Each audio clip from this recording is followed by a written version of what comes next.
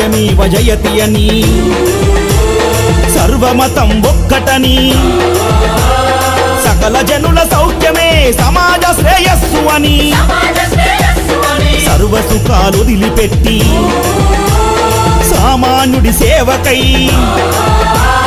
సతమత పడుతున్నావు సాహో మా జగనన్నా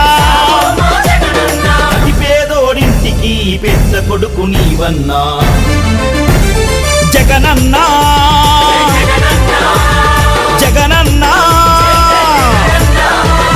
జనం కోసమే పుట్టిన నాయకుడవు నీవన్నా